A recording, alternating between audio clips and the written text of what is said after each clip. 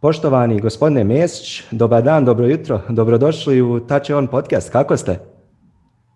Ja sam dobro, pozdravljam vas i vaše gledatelje. Hvala puno. Zanima me kakva je situacija, kako ste vi što se tiče ove korone u Zagrebu i u Hrvatskoj? Koliko se sjećam, manje više još uvijek je lockdown, opće prisutni, ne rade kafići. Jeste li vi dobro, jeste li uspjeli da izbjegnete virus? Kakva je situacija? Pa malo izbjegavam ja virus, a možda malo i virus izbjegava mene. Međutim, dosta sam smanjio svoje aktivnosti.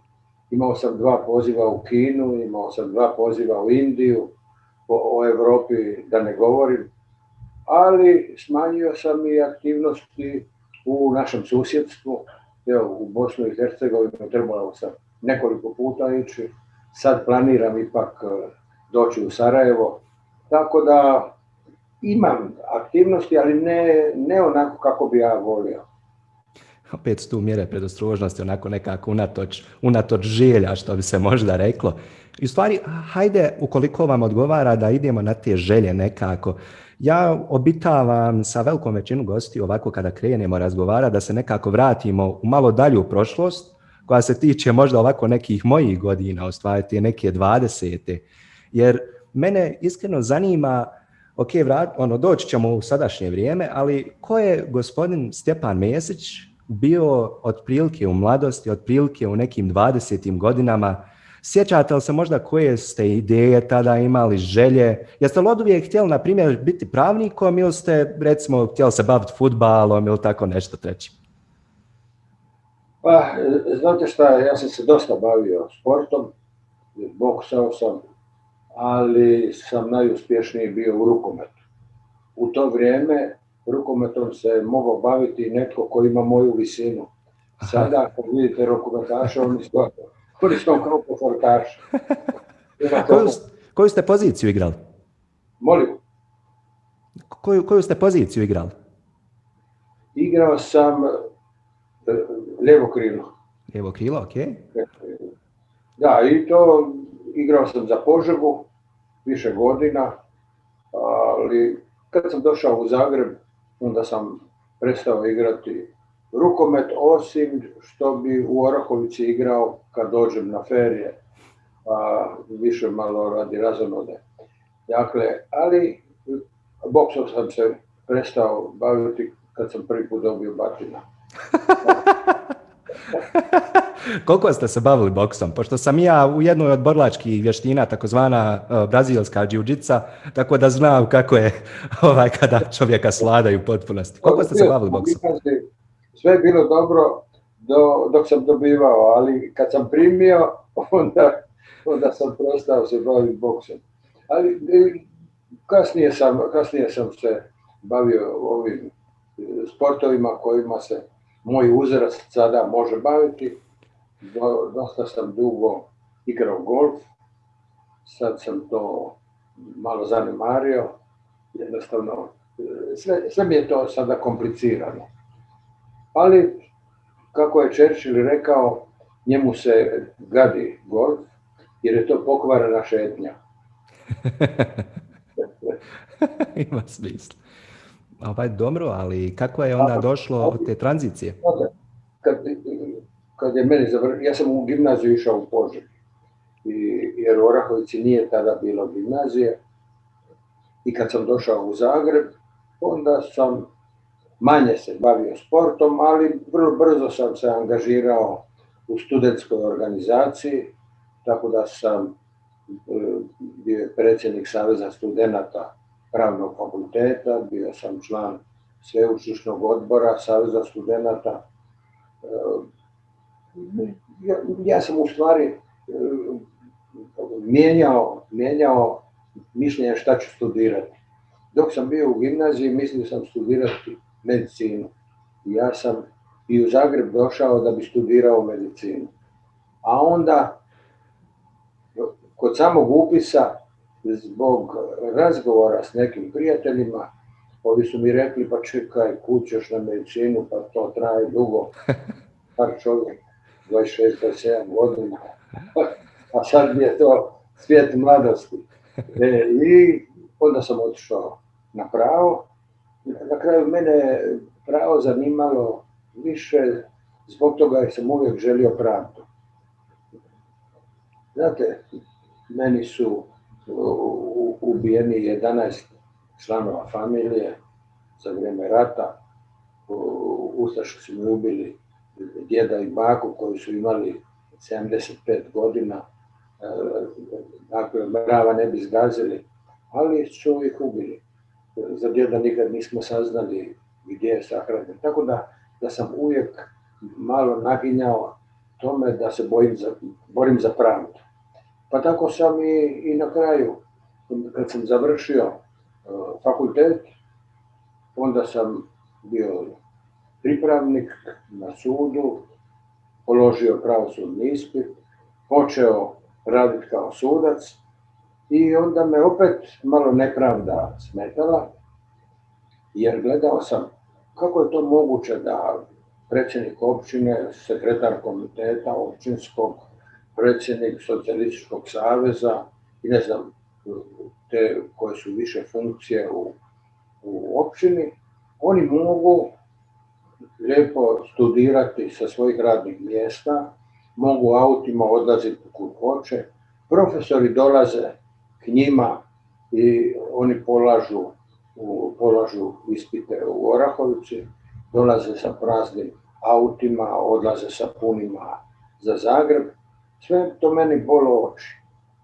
I ja na kraju odlučim se da to kritiziram, jer sam bio na pravu, nekako sam naginjao pravdi i sad na kraju vidim jednu nepravdu.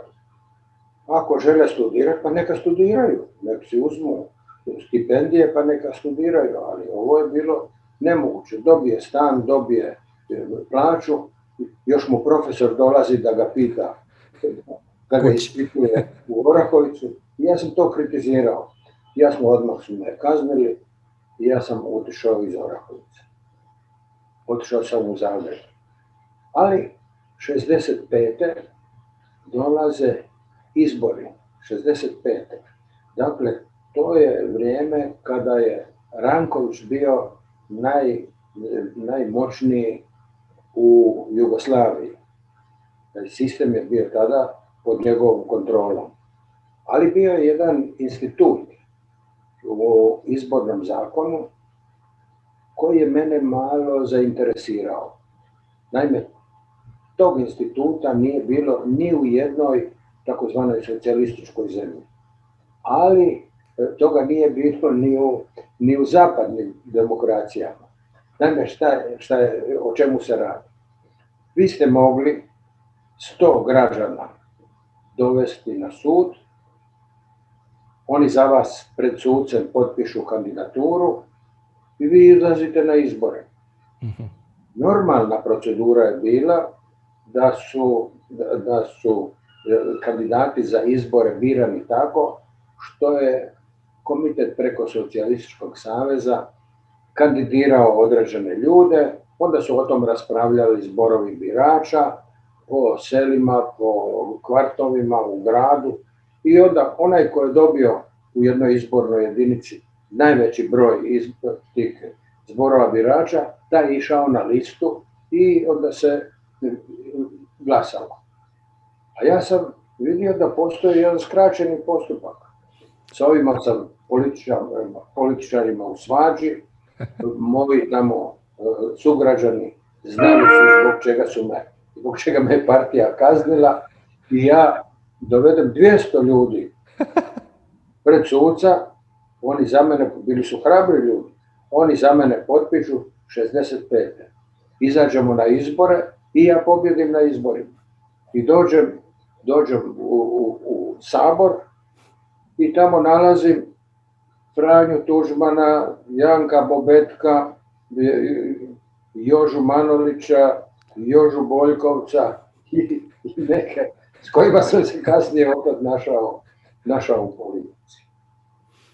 Znate šta, ja bi mogao, ako mi dozvolite reći to, ja bih rekao nekako da je to možda neka vaša onako po meni, za mene makar, najistaknutija karakterna crta, to je da ste uvijek nekako nalazili načina da uradite ono što ste vi smatrali da je ispravno. I to je stvarno rekao da karakteriše vaš politički put, između ostalog, jer eto, krećući od 65. odnosno kada ste izabrani u Sabor Socijalističke Republike, u stvari tada Hrvatske, i polazeći u stvari preko, na primjer, Hrvatskog proljeća 70-ih, pa onda 90. koje se tiču, između ostalog, vaše uloge u sprječavanju uvođenja vanrednog stanja, u stvari vojnog udara u tadašnjoj Jugoslaviji, pa preko onda razilaska sa Franjom Tuđmanom, izlaska iz tog nekog reona tuđmanovske politike i okretanju Hrvatske ka demokratiji, ka između ostalo 2009. NATO.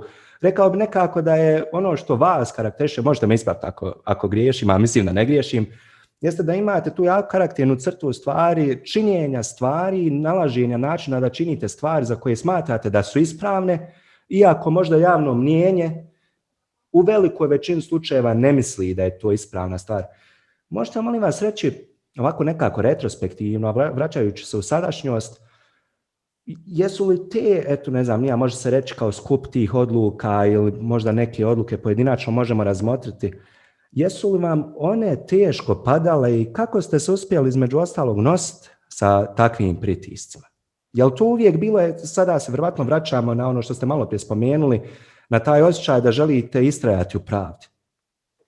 Pa ja sam se u životu uvijek držao principa, ali uvijek me je pravda bila na prvom mjestu. Evo gledajte, bio sam zastupnik u Saboru Socijalističke Republike Hrvatske, bio sam predsjednik općine, jedan od najmlađih. I onda dolazi Hrvatsko proljeće. Ono što je Samka rekla, borimo se da federacija federira. Dakle, da se vlast dobrim dijelom spušta prema republikama, da se demokratizira, ali i da se spušta i na niže razine. Mene je to zanimalo. I u tom Hrvatskom proljeću mene zanimalo na koji način možemo mi pomoći da se ta demokracija malo više osjeti na najnižim razinama. Ali u tom procesu pojavljuje se Matica Hrvatska koja osniva svoje ogranke po cijeloj Hrvatskoj. Ali znate, to je već bila malo konkurencija partije. Na čelu partije u Hrvatskoj bila je jedna progresivna jezgra koja je diktirala praktično politiku u Hrvatskoj. To su bili Savka Dabčević-Kučan, to je bio Niko Tripalo, Srećko Bijelić, tu je bio Haramija, sve poznate političke ličnosti i koja je ulijevala jednu garanciju da idemo pravim putem. Međutim, upravo u Matici Hrvatskoj pojavljuje se opet jedna grupa koja koristi formiranje tih ogranaka za plasiranje ideja, poruka koje su bile neostvarive. Evo konkretno uzmite 1971. godine da neko kaže da je, dobro, bilo je nacionalno jedno buđenje, ali bile su poruke koje su stršale. Recimo, poruke da Hrvatska proglasi svoju samostalnost, da formira svoju vojsku i da traži prijem u Ujedinjene nacije. Kad niko živ nije na tvojoj strani. To je bila čista provokacija. Ali Tito se našao pred zidom. Na jednoj strani njemu je odgovaralo da se malo probude ti demokratski procesi, a na drugoj strani imao je generale iza leđa. Generalima su smetale te poruke, ovo progresivno jezgro u Centralnom komitetu Hrvatske, oni su smatrali da oni mogu jednim normalnim političkim životom spriječiti, odnosno zaustaviti te pogrešne poruke. Međutim, Tito je stavio pred zid, zato što su njega generali stavljali pred zid, on se našao u situaciji. Ili će s generalima, ili će protiv njih. A onda će izgubiti sve. On je ipak onda pozvao hrvatsko vodstvo da malo zauzme jedan oštri stav prema tima nosiocima tih poruka, Šime Đodan, Marko Veselica, Hrvoje Šošić, šta ja znam. I oni su rekli ne, jer ako ćemo mi sada hapsiti, ako ćemo mi ići represijom, onda se nećemo razlikovati od drugih. Mi to moramo političkim sredstvima riješiti. I to nije odgovaralo, sazvao je 21. sjednicu CK i ona dolazi do jedne represije koja se odrazila i prema mnogima koji nisu bili, da tako kažem, inficirani s tim porukama koje su neostvarive. Među te sam spadao i ja. I bio sam suđen, dobio sam 2 godine i 2 mjeseca.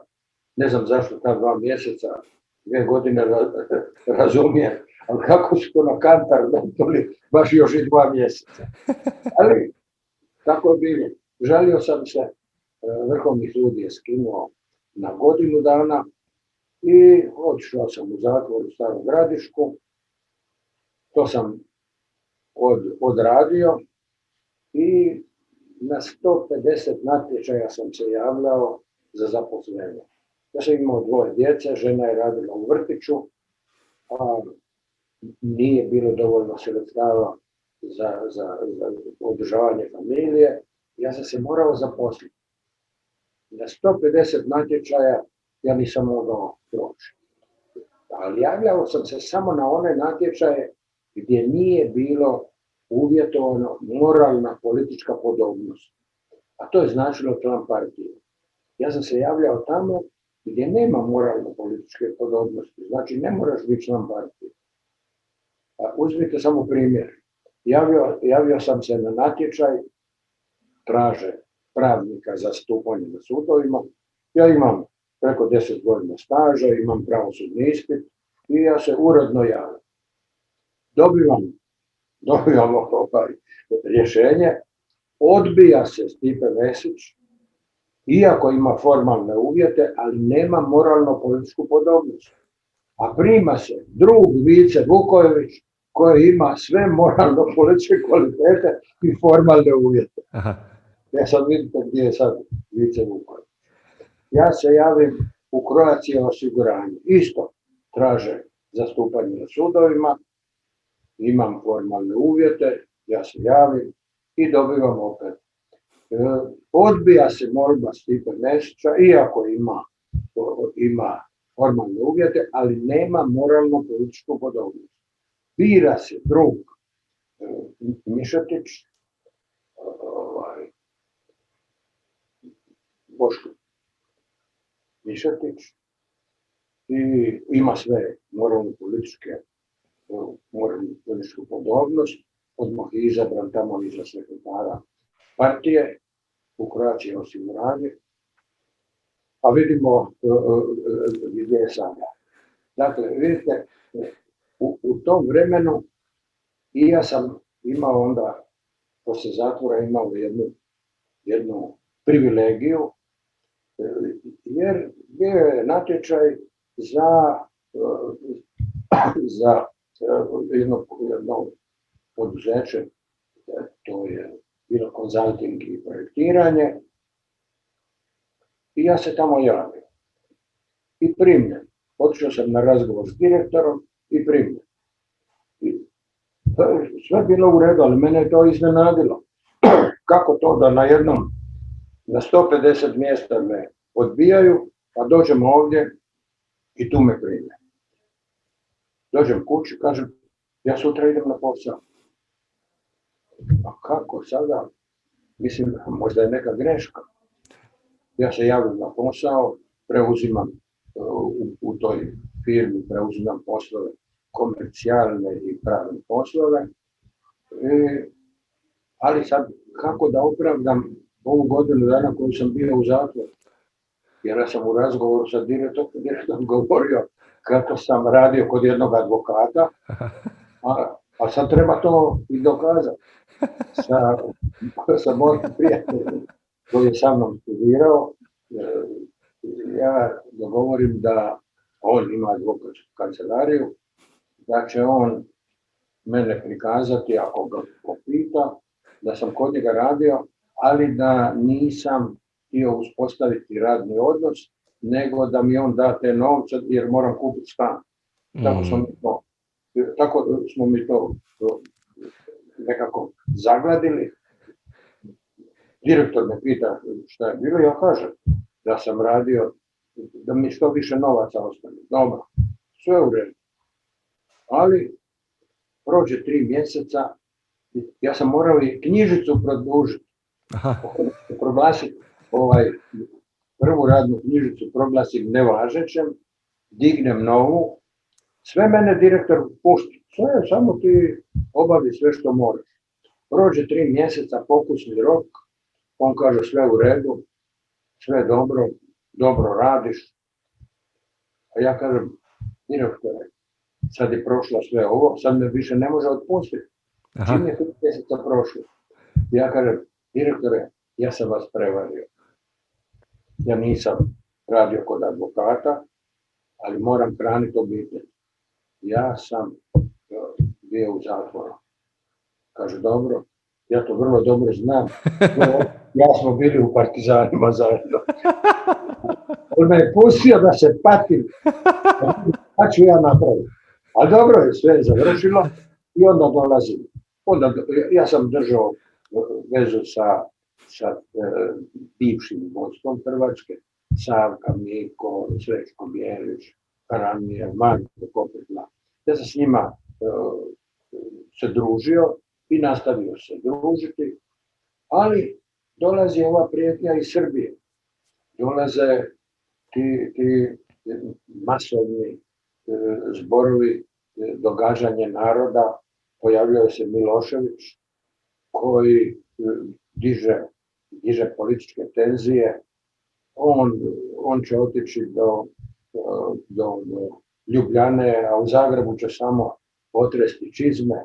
Poruke su bile dosta grde i moji prijatelji i ja, Joža Manolić, Joža Mojkovac, koji smo svi dobri sa Savkom i Mikom, ali mi želimo akciju, moramo odgovoriti, partija više nije ta koja može mobilizirati građane i mi moramo nešto poduzeti.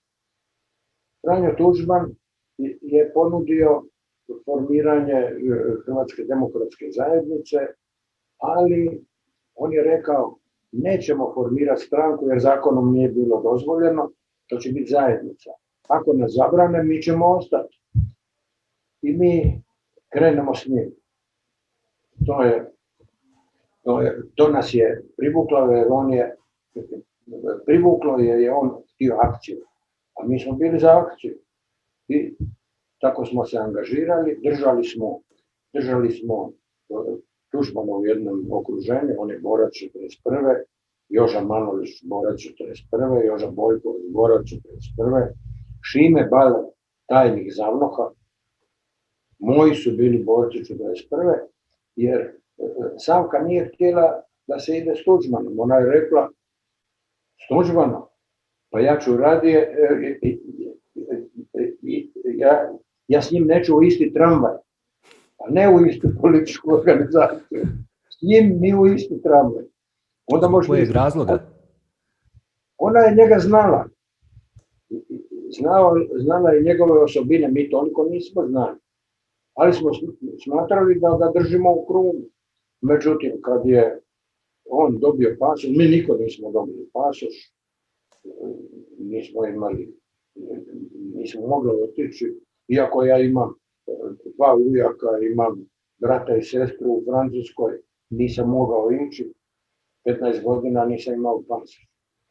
Ali Tuđman je dobio pasoš, otišao u Norval, to je jedno, možemo reći, ustaško okupljalište, tamo je dobio prve novce, vratio se, onda su počeli dolaziti i oni,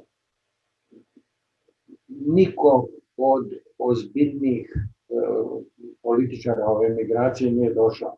Došao je Gojko Šušak koji je bio nepoznat, imao je pizzeriju pa je izgorila, pa je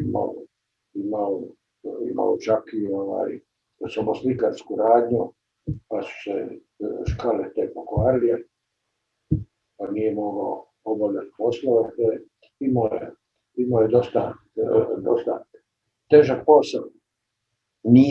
Nije bio gospodarski, ne znam kako, uspješan. Ali došao je ovdje i on i još njih nekoliko, svi su oni nepoznati i za prve izbore se oni nisu usudili kandidirati. Mi smo izbore dobili. Dobili smo doduše i jednu veliku grupu, veću grupu Hrvata, milijunera, koji su nudili nama velike novce. To su bili Janko Herak, milijuner, Miško Primorac, milijuner, Ivica Zdumić, milijuner. I oni su nama rekli, ako idete sa Savkom i Mikom, s ovima koji imaju karizmu iz 71. mi ćemo vas pomoći velikim novcima. Ako oni ne idu, nije sigurno da ćete dobiti izbore, razgovarajte s njima. Mi smo razgovarali, otišli smo s njima razgovarati, oni nisu htjeli s Tuđmanom. I kažemo Amerikancima, slušajte, uz našu najbolju volju, oni ne žele s nama jer ne žele Tuđmana. Pa dobro, kad je tako, mi odlazimo. I oni odu. Ali došli su dosta novaca je dolazilo iz dijaspore, tako da je HDZ imao dovoljno na raspolaganju sredstava da dobije izbore i HDZ je dobio izbore. Ja sam prije toga bio glavni tajnik stranke, Tuđman je bio predsjednik, Joža je bio u glavnom odboru, u predsjedništvu. Dakle, sve to išlo nekako dok se nije prvi put Tuđman sreo sa Miloševićem. Naime, ja sam taj koji je organizirao njihov sastanak, ali indirektno. Dakle, bio sam u Beogradu, sa mjesta premijera, bio sam prvi premijer hrvatske vlade, onda sam otišao u Beograd, u predsjedništvo, najprije potpredsjednik, poslije predsjednik predsjedništva Jugoslavije. I meni je moj tamo savjetnik, Jovica Popović, koji je bio i savjetnik Stipi Šuvaru, meni je rekao, čuj, tu ti dolaze ovi iz Knina, Milan Babić, Zedan Baba i kako se zovu, i ovdje se sastaju u predsjedništvu Jugoslavije sa Borom Jovićem, koji je predstavnik Srbije, i zajedno odlaze na sastanak od Miloševića. I ja kažem, dobro, kažem Bori Joviću, slušaj Boro, ja sam predstavnik Hrvatske u ovom predsjedništvu. Ja nemam ništa protiv da vi razgovarate sa građanima iz Hrvatske.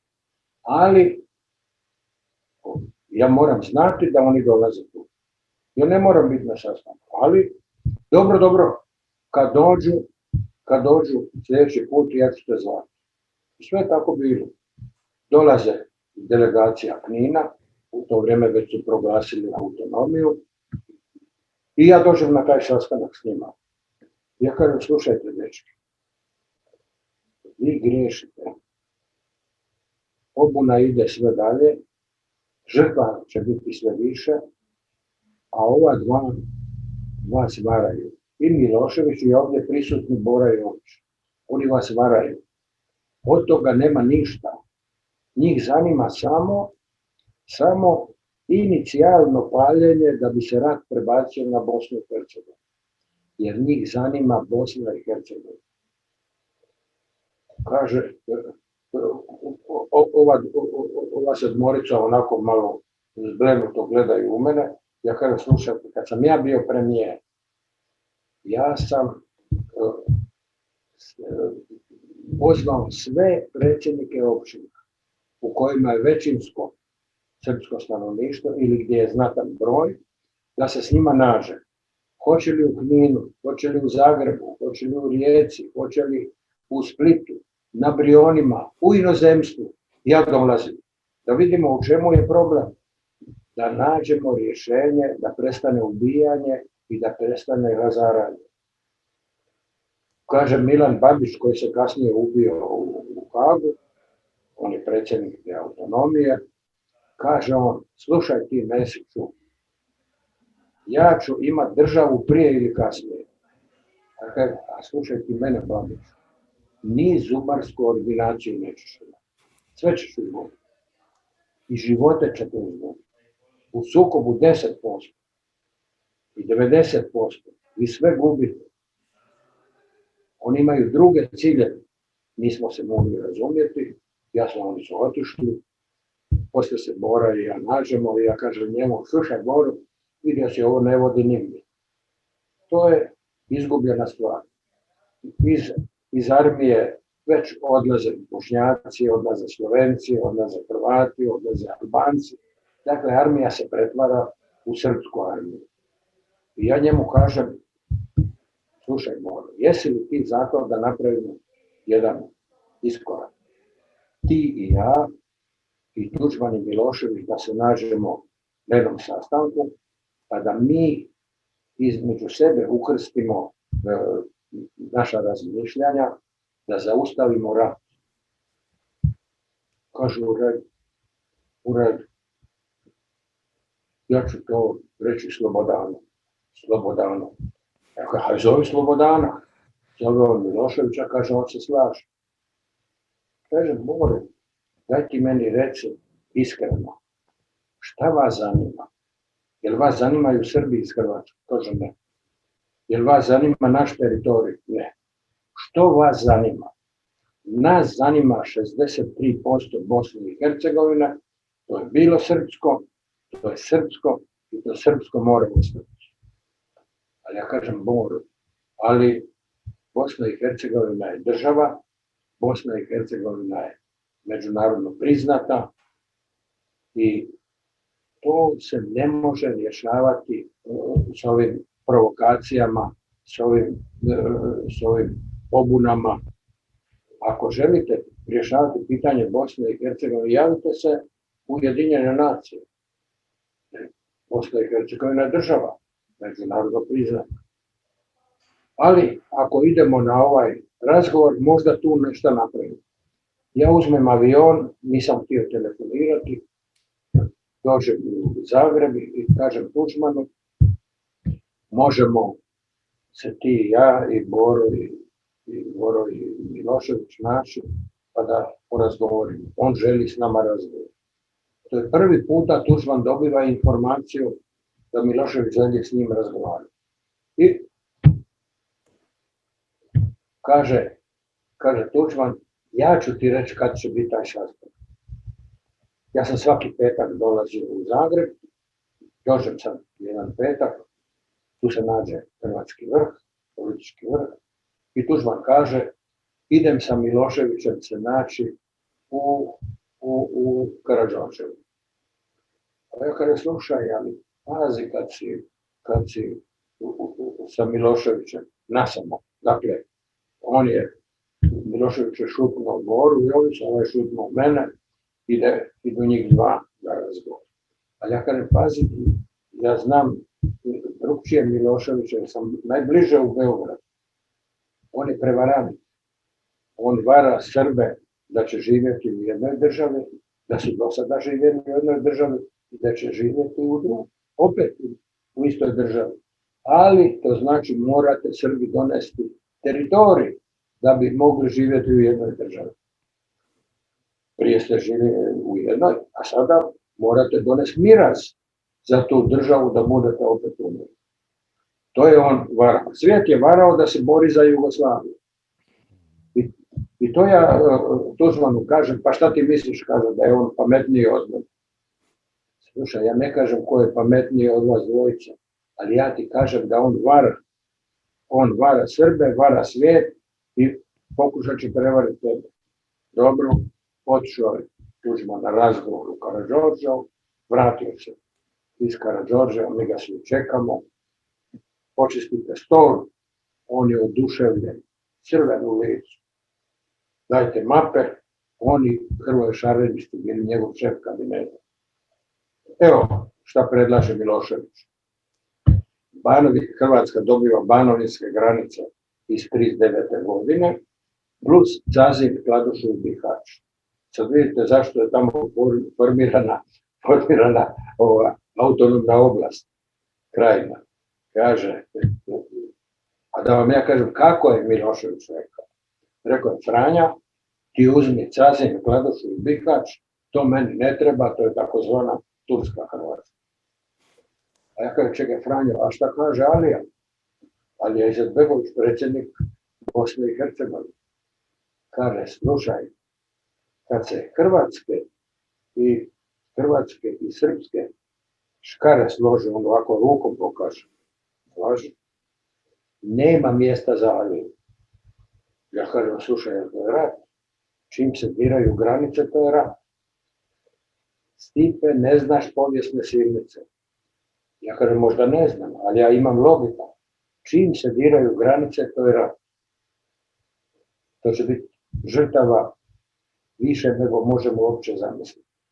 Ne. Onda dolazi ono etničko čišćenje, a prijedlozi humano preseljenje, pa će jedno selo. A znate kako je humano preseljenje? Spališ 9 sela, 10 samo pobjeglo. Dakle, to je u stvari bilo humano preseljenje. Dakle, preko 100.000 žrtava, to može humani pristup preseljenju. A razni arkani i tako dalje su čistili prostor. I onda tu i međunarodna zajednica je kumovala, jer dolazi prijedlog jedan vez ovog plana gdje bi se Srbi koncentrirali u Bosni i Banja Luka, Bošnjaci Sarajevo, a Hrvati Mostar. I tu počinje etničko čišćenje. Dakle, a taj plan nije nikad prihvaćen, ali etničko čišćenje prihvaćeno. I u tome je veliki problem. Ja sam se od tada počeo razilaziti sa Tuđmanom i na kraju smo sasvim raskinuli. Ja sam bio izabran za predsjednika Sabora. Tuđman nakon 2-3 mjeseca kaže, čuj, ti bi trebao privremeno samo otići, ostaneš na funkciji, ali otićeš malo doraditi svoj francuski jezik. U Belgiji baron Branicani je već uplatio za tebe 4 mjeseca u mjestu Spa, jer Milošević neće ništa potpisivati da će ti u Zagrebu. Ja kažem, slušaj, Franjo, znaš šta, on se nije znao šaliti. Ja kažem, znaš šta, javio mi se prošlu noć Juka Prazina. Kakav Juka Prazina? A to ti je Juka Prazina, onaj što su ga ubili na jednom odmorištu u Belgiji. I on mi je rekao, Stipe, ako ideš u Belgiju, pazi nikad na tu autocestu gdje su mene ubili. Kaže on, pa ti misliš? Ja kažem, i ti misliš. Ali ako me želiš ubiti, onda me ubi ovdje, a ne u Belgiji. Dobro, ako tako misliš, onda ništa. U redu. Ali dobro, poslije Karađorđeva on je otišao u Tikveš, isto jedno Titovo lovište, i ja tamo više on mene nije pozivao na razgovor, je vidio da od toga nema ništa.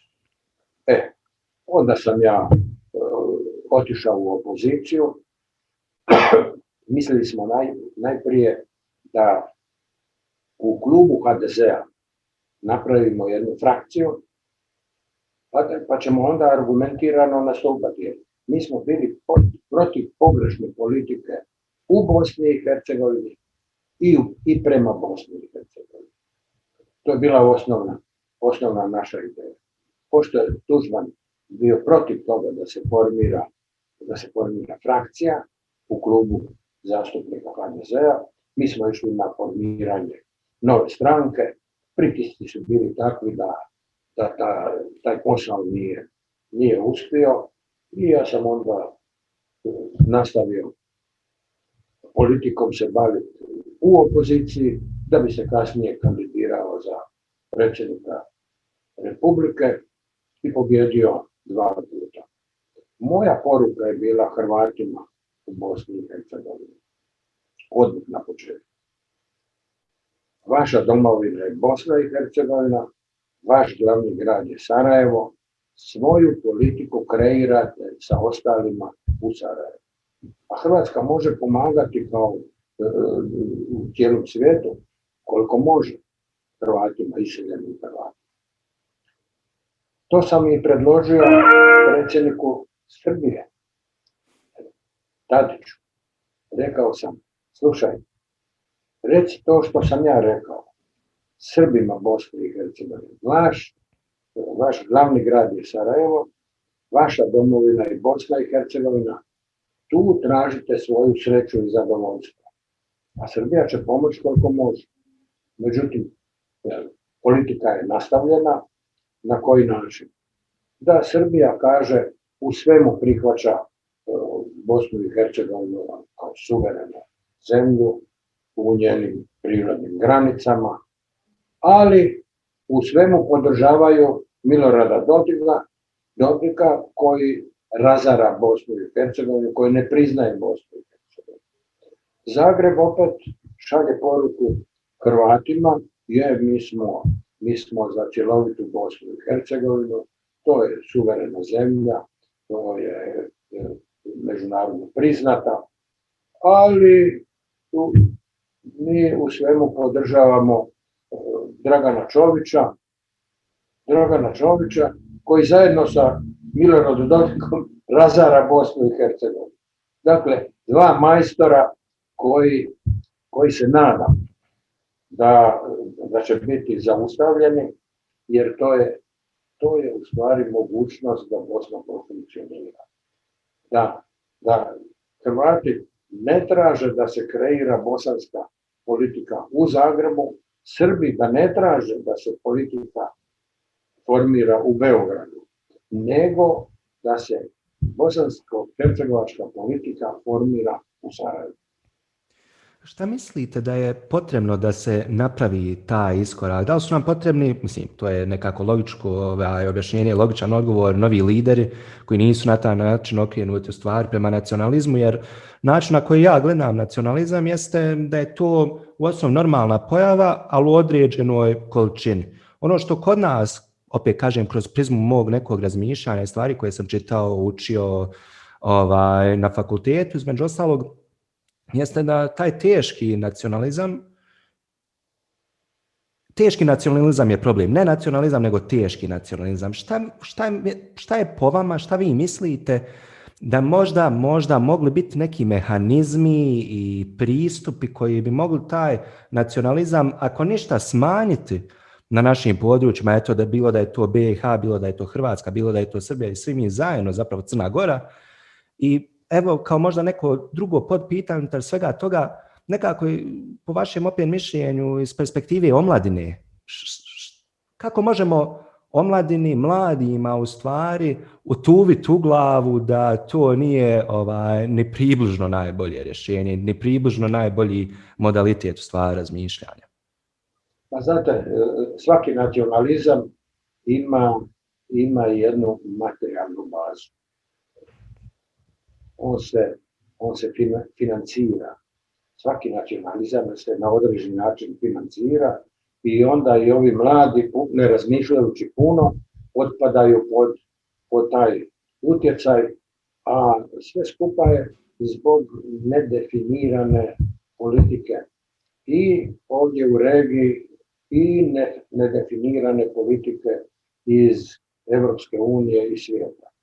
Dakle, ja očekujem od predsjednika Bidena, jer nisam mogao očekivati ništa od Trumpa, jer on je trgovac, on nije političar.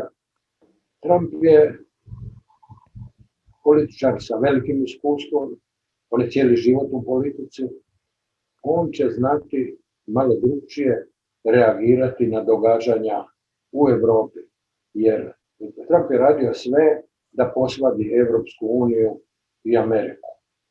Ali on je vratio neke industrije u Ameriku, on je povećao prodaju oružja i vojne opreme, naoružavao je sve moguće agresore u svijetu. Jer znate, američka politika je, ona žali žrtvu, a plješće pobjednika. Tako, ja očekujem i napisao sam i pismo Bidenu da neće on to pročitati, ali to će pročitati neko tko priprema materijale za njega. To što sam ja u Mostaru govorio prije više godina, da malo se udube u to kako Bosna i Hercegovina od ovoga nacionalizma, od tog tereta nacionalizma i razgrađivanja Bosne i Hercegovine pređe u jedan proces stvaranja građanske države. Taj proces je počeo. Samo ga je trebalo uočiti. Gledajte, Hrvati se bore da samo Hrvati biraju Hrvata, da samo Bošnjaci biraju Bošnjaka, samo Srbi Srbina. To vodi na razgrađivanje Bosne i Hercegovine. Jer mnogi ne razumiju suštinu Bosne i Hercegovine, koja je uspostavljena Dejtonskim sporazumom. A na Dejtonskom sporazumu je i Ustav Bosne i Hercegovine. Kreatori Dejtonskog sporazuma su mislili, glavno je zaustaviti rat, što je taj Dejtonski sporazum i učinio, a onda će život donijeti svoje, smanjit će se te granične, da kažem, prepreke između jednog i drugog entiteta i dobit ćemo malo pomalo funkcioniranje Bosne i Hercegovine kao građanske države. I tu mnogi ne razumiju što je to taj Dejtonski sporazum htio. Jer, gledajte, u federaciji bira se iz hrvatskog korpusa jedan, a za njega glasaju svi. Iz bošnjačkog korpusa bira se jedan, a za njega glasaju svi. Izabran je Džaferović, mogao je biti neko drugi. Iz srpskog korpusa bira se jedan, ali u Republici Srpskoj. Ali za njega glasaju svi. I umjesto da se sada problematizira, a gdje su te 100.000 Bošnjaka koje su istjerani iz Republike Srpske? A gdje su ti Hrvati koji su istjerani iz Posavine? Zato tamo nema puno Hrvata i nema Bošnjaka koji glasaju. Ali ja kažem, jedan korak je učinjen. Trebalo ga je politički iskoristiti. Kada je šta je sada ovo predsjedništvo Bosne i Hercegovine? Hrvat ne predstavlja Hrvate, Srbin ne predstavlja Srbe, Bošnjak ne predstavlja Bošnjake. Oni predstavljaju Bosnu i Hercegovinu, taj triumvirat. Oni samo kao trojka predstavljaju Bosnu i Hercegovinu. I sada priče o tome kako neko prima Dodika kao predstavnika Srba. On nije nikakav predstavnik Srba. On je član tog triumvirata koji predstavlja Bosnu i Hercegovinu. I ako neko želi funkcionirati i da vodi dobre odnose sa Bosnom i Hercegovinom, on mora s tim triumviratom kontaktirati. Dakle, ne možeš ti birati koga ti hoćeš od njih trojice, nego njih trojica mogu, ako hoće, nekoga delegirati. Ili sva trojica nastupati. Ali ne možeš ti izabrati sada jednog od njih pa kaže, evo sad, ja njega primam jer on predstavlja ovoga i ovoga. Oni za sebe ne predstavljaju ništa, ali kao trojka predstavljaju Bosnu i Hercegovinu. Taj princip mnogi u Europi i svijetu, a i u našim ovim prostorima ne razumije. Prije svega to treba shvatiti. Drugo, ja kao političar gledam, ja sam cijeli život u politici. Ja gledam, trebalo bi, naime, bilo bi dobro, ali nije se desilo, nije se dogodilo. Trebalo bi iskoristiti svaki korak koji približava Bosnu i Hercegovinu građanskoj državi. Izbor Željka Komšića je jedan klasičan primjer upravo približavanja, jer je dakle došlo u bošnjačkom korpusu, došlo je do jednog procesa da jedan dio, jer tamo svi glasuju, i nacionalne manjine i Bošnjaci i Srbi, koliko ih ima, i Hrvati, glasaju za jednog ili drugog predstavnika. Ali ako su drugi glasali za hrvatskog člana koji je iz hrvatskog korpusa izabran, on nije izabran da predstavlja Hrvate, on predstavlja Bosnu i Hercegovinu. Dakle, došlo je do jednog procesa gdje su ljudi birali Željka Komšića jer vjeruju u njegov koncept građanske države. Vjeruju da ima kapacitet i da može pomoći da se taj proces dalje razvija. Umjesto toga njega su neki eliminirali, ne daju mu legitimitet, ali gledajte, po istom zakonu je Dragan Čović, inače razbijač Bosne i Hercegovine, bio je svojevremeno biran. Po istom zakonu. Dakle, onda je imao legitimitet, sad nema. Sad kada on, Dragan Čović i Milorad Dodik plešu tango Argentino, telo uz telo, kad misle da će zaustaviti Bosnu i Hercegovinu, da će razbucati Bosnu i Hercegovinu, od tog nema ništa. Od tog nema ništa, svijet će se probuditi. Svijet nije do sada previše pažnje poklanjao procesima u našem prostoru, a posebno ne u Bosni i Hercegovini. Istina, nešto se dogodilo. Ja se sjećam kada su dolazili predstavnici HVO-a, predstavnici Herceg Bosne, da se sjećam tih razgovora. To se oni sad ne sjećaju, ali ja se sjećam. Nikada pred Tuđmanom oni nisu rekli, ja vam kažem, nikada da tamo žive Bošnjaci. To su balije. S balijama ne možemo razgovarati. Dobro, tog, da tako kažemo, ekstrema sada nema. Sada ipak priznaju da su to Bošnjaci, da to nisu balije.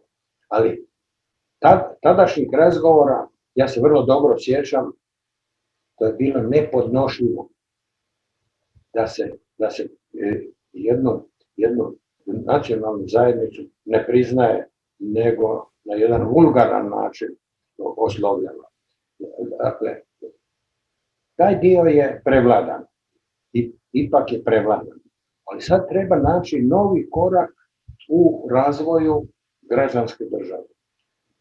I da se razvija taj bosansko-hercegovački patriotizam, da se bore za Bosnu i Hercegovinu, bez obzira što je ovaj i one nacionalnosti ili što je nacionalna manjina, da najviše je to sada izraženo ja mislim, u kulturnoj zajednici, koja dobrim dijelom nastupa i na svjetskoj pozornici, koji nastupaju kao predstavnici Bosne i Hercegovine.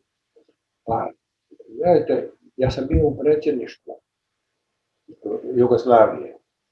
Tamo je bilo, prije nego sam ja došao, pokušaj vojnog udara, da su generali iz Beograda išli u Moskvu da bi dogovorili podršku ruskih generala da bi izvršili udar i da zaustave demokratske procese u Jugoslaviji. Pošto to nije uspjelo, onda su išli na pokušaj onog udara, vojnog udara u predsjedništvu Jugoslavije, kad je vojni vrh nudio da predsjedništvo, pošto imali smo 4-4, na jednoj strani smo bili Bogić Bogičević, ja, predstavnik Makedonije i 4 nas je bilo. Hrvatska, Slovenija, Makedonija i Bosna i Hercegovina. Dakle, ta 4 protiv 4, Srpska i Crna Gora. Na drugoj strani. Nismo mogli donesti nikad odluku. Mi smo uvijek bili 4-4. Bogić je uvijek bio s nama. I sada sazvali su u podrumu generalštaba. Ja sam prigovorio kao predsjednik, zašto? Tamo su, kaže, sve mape i tako, tu će biti lakše, ali htjeli su nas slomiti. Htjeli su slomiti Bogića Bogičevića. I vojni vrh je predložio da se donese odluka da uz bilo kakav vojni izazov, da armija sama dolazi, vojni vrh donosi odluku s kojim snagama će odgovoriti i kada će odgovoriti. Mi to nismo izglasali. Boro Jojić je rekao Bogiću, slušaj Bogiću, ti si Srbin, kako to glasaš? Kaže Boro, slušaj, ja sam Srbina, za tebe uvijek Bosanac. I tu nije uspio. Drugi pokušaj vojni, klasični vojni udar, bio je kada smo se našli u Zagrebu, Ante Marković kao predsjednik Savezne vlade, ja kao predsjednik predsjedništva Jugoslavije i Franjo Tuđman kao predsjednik Hrvatske. Mi smo se našli, dogovorili da ćemo tražiti izlaz jer je predsjedništvo već nije funkcioniralo. Ja nisam dolazio u Beograd, Janez Drnovšek nije dolazio, dakle to predsjedništvo je bilo invalidno. I htjeli smo se sa Antom Markovićem, Tuđman i ja, dogovoriti šta da radimo. Ja vas vraćam u 1991. godinu. Dakle, i došao je. Razgovor je bio u 10 sati Ante sa mnom, u 11 sati s Tuđmanom, a u 12 je bio ručak. Kad smo to obavili, još smo trebali završne razgovore imati Tuđman, ja i Ante Marković. Kad smo došli u njegov kabinet, zazvonio je telefon, njegova šefica kabineta, Zdravka Bušić, ona može se sada pitati, živa je i zdrava, u vrhu HDZ-a, ona digne telefon i kaže, predsjedniče, trebaju vas. Nikad nismo saznali ko treba, Tuđman je primio telefon, u tom momentu dolaze raketni udar na ono mjesto gdje smo bili na ručku. Da smo ostali, što bi se dogodilo? Kod nas se to ovako plasira u hrvatsku javnost. Htjeli su ubiti Tuđmana. A to što bi ubili mene i Antu Markovića manje je važno. Nego htjeli su ubiti Tuđmana. A u stvari to je vojni udar. Pa nije mogao jedan ludi pilot uzeti avion u Željavi, doći ovdje, istresti rakete i vratiti se natrag i da se ne zna ko je to ludario. Ko je to isto tamo bombardirati Zagreb. Dakle, to su priče za malu djecu. Jer da sam ja ubijen, na moje mjesto dolazi potpredsjednik predsjedništva Jugoslavije, to je Branko Kostić, Crnogorac, ali veći Srbin i od Miloševića. Da je ubijen Ante Marković, dolazi na njegov mjesto njegov zamjenik, Aca Mitrović, ali je srpski kadar koji nije baš bio obljubljen kod Miloševića, ali bi oni lako njega držali u okviru. I da je ubijen Tuđman, u Hrvatskoj još nije iskristalizirano političko stanje, tako da bi ga na početku zamijenio predsjednik Sabora, ali to bi ipak dovelo do uspjeha vojnog udara, vojska bi uvela opsadno stanje i krvi bi bili do koljena. Upravo tako je trebalo tumačiti taj vojni udar i on opet nije uspio. Međutim, ja vas vraćam natrag, sve smo to proživjeli. Sada, kada je Hrvatska i Slovenija članica Europske unije, kada Bosna i Hercegovina ima svakako pravo da uđe u Europsku uniju, da uđu i druge, zašto mi sada imamo tolike probleme? Zato što nije došlo do novog političkog dogovora kad smo zaključili model koji je inaugurirao Tito, model federacije sa 6 republika i 2 pokrajine, on je mogao samo dok je bio Titov autoritet na vrhu. Kad je on otišao sa životne i političke scene, trebalo je odmah tražiti jedan novi model, a to znači konfederacija, da konstitutivni elementi Jugoslavenske federacije proglase svoju samostalnost i da odmah potpišemo konfederalan sporazum. Stvari bi se iznivelirale, to bi bile države koje bi između sebe surađivale, taj se sporazum mogao potpisati na 5 godina, na 3 godine, pa vidi, tako stvari idu, ali prestane ubijanje, prestane razaranje. Ali kad je Tuđman vidio i Milošević da može svaki uzeti dio Bosne i Hercegovine, pomislili su da će svijet se s tim složiti, ali to nije išlo. A i još nešto, svijet nije reagirao kad je Milošević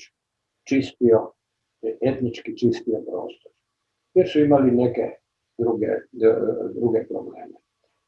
Ali kad je Milošević vidio da ne može na zapad, on je išao čistiti dole na jug. Išao je etnički očistiti Kosovo, ukinuo je autonomiju, izbacio Kosovare sa svih funkcija, ukinuo školstvo, ukinuo akademiju, ukinuo sveučilište. Dakle, bacio je Albance na marginu i mislio da će očistiti i napraviti prostor za Srbe koji će doći iz Hrvatske. Ali Albanci nisu htjeli otići, oni su odgovorili ustankom, formirali su UČK i dolazi do rata. Tu je prvi puta djelovao NATO pakt od kad je formiran. Oni su odgovorili udarom po Srbiji i Srbija je natjerana da zaustavi agresiju na Kosovo. Na kraju odlazi Milošević i dalje je povijest. Je povijest, ali nažalost povijest u kojoj se još uvijek na neki način držimo. Ono što se tiče, opet malo prije ste spomenuli, evo opet kažem u slučaju Bosne i Hercegovine, to ste potencirali najviše, da je potrebno, prije svega da je potrebno iskoristiti svaku pozitivnu promjenu koja vodi ka građanskoj državi, dakle ne da se spotiča, kako bi rekao, ja imam osjećaj da je naš mentalitet u Bosni, a i generalno Balkana, svaki put kad se nešto dobro desi da omalovažavamo to između ostalog, kao i naziv podcasta, ma ta će ta promjena, u osnovi neće to ničemu dobro izroditi, a u stvari trebalo bi se uzeti to i iskoristiti kao, kako se to zove, efekat snježne kugle, kad se kotrlja kugla i sve više i više snijega grabi zajedno sa sobom, a s druge strane i to nešto što vodi u stvari svem tome taj osjećaj u stvari patriotizma i da osjećaj patriotizma da smo mi Bosanci, Hercegovci ne mora nužno ukaljati osjećaj pripadnosti narodu, ali da bi, ovo opet kažem po mome, koliko sam shvatio po vašem razmišljanju, da bi osjećaj pripadnosti državi, odnosno može se reći naciji, u stvari Bosni i Hercegovini trebao imati primat nad svim drugim, ako ništa, tim grupnim identitetima. Da, trebalo bi razvijati patriotizam, ali prethodno treba napraviti prostor za taj patriotizam. Jer vidite, ako Republika Srpska slavi dan Republike Srpske, koji sa Republikom Srpskom nemaju nikakve veze. Jer onaj 9. siječnja počinje razaranje Bosne i Hercegovine. Jer šta je? Izdvojili su Karadžićeve delegate koji su proglasili Srpsku Bosnu i Hercegovinu. Oni nisu proglasili Republiku Srpsku. Republika Srpska je proizvod ovoga rata koji je bio nametnut Bosni i Hercegovini. To je, kako kažemo, rezultat agresije na Bosnu i Hercegovinu. I sada za taj 9. dolazi hrvatski ambasador, dobro, on je poslije smijenjen, ali dolazi opet razarač, jedan pristojan razarač Bosne i Hercegovine, Dragan Čović, dolazi na proslavu dana kada počinje razaranje Bosne i Hercegovine. Unatoč toga, ovdje je primljen u sve počasti. Čak je postao i počasni član akademije u Zagrebu. Dragan Čović. Ne znam za čega je to zadužio, ali možda je on zaslužan, ali ja o tome ne znam ništa. Ja shvatam šta govorite, u stvari, to je kombinacija svijesti i obrazovanja, da ne idemo sa nekom, ne znam ja, previše stranputicom, ali kad bi čovjek bio svjestan u stvari historije iz svih perspektiva mogući i kad bi saznao što više stvari moguće o tome, ok, možemo se držati, kažem opet, s te neke perspektive, ti nacionalni identitet, ali hajde da budemo svjesni šta njih zapravo čini. Odnosno, ako slavimo nešto, znajte zašto se slavi, na primjer, i eto, ne znam ja, u ovom slučaju, eto, ako uzimamo Dan Republike Srpske, ako će se slaviti, da se shvati da se on ne treba slaviti 9. januara, nego neki drugi datum. Da li bi to bio možda, na primjer, Dejtonski sporazum, recimo, da se na taj način, sad su to neke druge stranpuce u koje se ja lično zbog svog nedostatka znanja ne usuđujem upuštati, ali kažem, ta neka svijest i kažem opet nekako se vraćajući na tu omladinu, nama ja mislim potrebno znanja, malo ovako mudrosti poput vaše, da nam kažu malo o historiji, da nam kažu u stvari kako su tekovine iste u stvari prolazile i ono što možda, pošto smo evo prešišali smo sat vremena, ne znam da li vi imate još vremena za razgovor? A možemo još malo. Može još malo, eto, kao možda neko podzavršno pitanje. Pošto ste vi stvarno vični, jedan od najvičnijih i najglasnijih zapravo zagovornika i ljudi koji u stvari stalno postavljaju na prvo mjesto primati potrebu za svijest o antifašizmu. Eto, kroz prizmu antifašizma, kako bismo mogli mladi, opet se vraćam na mladi zato što mislim da bi oni opet imali najviše koristi od svega toga. Kako razviti svijest o antifašizmu? Kako razviti svijest o tome da težak nacionalizam vodi formi fašizma? I kako opet kroz neko vaše iskustvo i vaše znanje mislite da bi se, eto, kako bi rekao, kroz mlade mogla ta promjena dovesti? Prije svega, aktualna politika bi morala slati poruku koja je definitivna. Arhitektura Europe je završena. Osamostaljenjem Kosova završena je arhitektura Europe. Prema tome nema nikakve šanse. Ni jedan pokret, ni jedna partija, ni jedan političar koji misli da može razbiti Bosnu i Hercegovinu. On može samo prolongirati stvari. Ali će ponovo doći do procesa koji opet mora završiti sa jedinstvenom i građanskom Bosnom i Hercegovinom. Dakle, to je što prije treba ući u taj proces, to će biti najveća poruka mladima. Jer ove priče, znate kako ovaj ili onaj ne priznaje Bosnu i Hercegovinu. Sad će biti važno stav međunarodnog predstavnika Bosne i Hercegovine. Zašto nacionalisti žele istjerati predstavnika međunarodne zajednice? Jer on im smeta. Ali ukoliko on bude imao veću podršku Evropske unije, veću podršku Amerike i veću podršku svoje zemlje, on će moći donositi odluke koje će eliminirati iz politike one koji ne priznaju pravila te politike. Kao što rukomet koji igra, a nogom šuta loptu, izaće van. Ili igra nogomet, a loptu hvata rukom, izaće van jer ne priznaje pravila. Tako i ovdje. Nažalost, ti koji sami ne priznaju Bosnu i Hercegovinu, on nema šta tražiti u politici.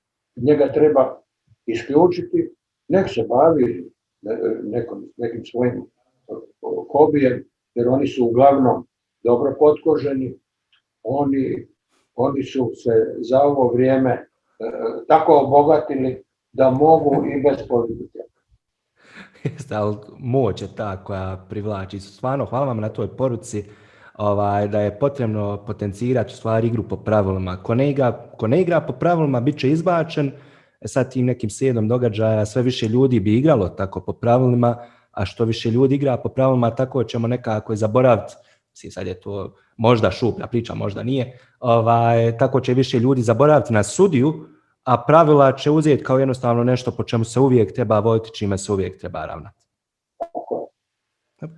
Gospodine Mesić, hvala vam stvarno na ovih ugodnih sat vremena razgovora.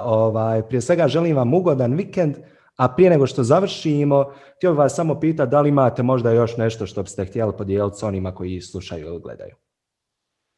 Ne, ništa. Ovo što ja poručujem onim skepticima koji misle da Bosna i Hercegovina nema izlaza, jedino razlaz. Dakle, to su priče za malu djecu. Bosna i Hercegovina ima potencijale, ali treba te potencijale održati. Treba ih održati i iskoristiti. Hvala vam puno, poštovani gospodine Mesić, bilo je zadovoljstvo. Hvala lijepo.